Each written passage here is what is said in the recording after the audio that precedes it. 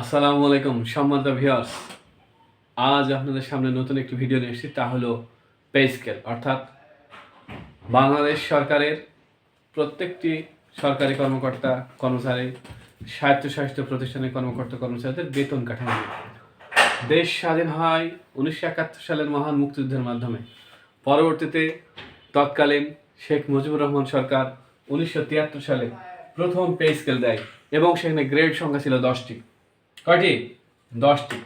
পরবর্তীতে আমরা দেখি 1977 সালে দ্বিতীয় পে স্কেল, সেখানে গ্রেড হয় 20টি।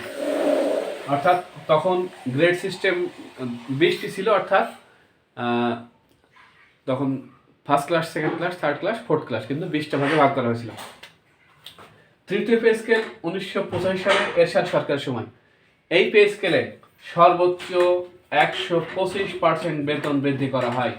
অনেকে বলে অষ্টম পে স্কেল 2015 সালে 100 ভাগে বেতন বাড়ায়, না, তা থেকে বেশি বেতন বৃদ্ধি করে এরশাদ সরকার 1985 সালে তৃতীয় পে স্কেলে। চতুর্থ পে স্কেল দেখুন 1991 সালে, পঞ্চম 1997, ষষ্ঠ পে স্কেল 2005, সপ্তম পে স্কেল 2009 এবং অষ্টম পে স্কেল 2015 সালে। 2015 সালের পর থেকে সরকারি কর্মকর্তা কর্মচারীদের বেতন আর বাড়েনি। আপনারা যদি চিন্তা করেন 1997 থেকে 2009, এইখানে বিগত 10 বছরে 5টা পে স্কেল, কিন্তু 15 সালের পর থেকে 11 বছর পার হয়ে গেলে কোনো পে স্কেল নেই। ইনশাআল্লাহ সরকারি কর্মকর্তা কর্মচারীরা পে স্কেল আদায় করে ছাড়বে।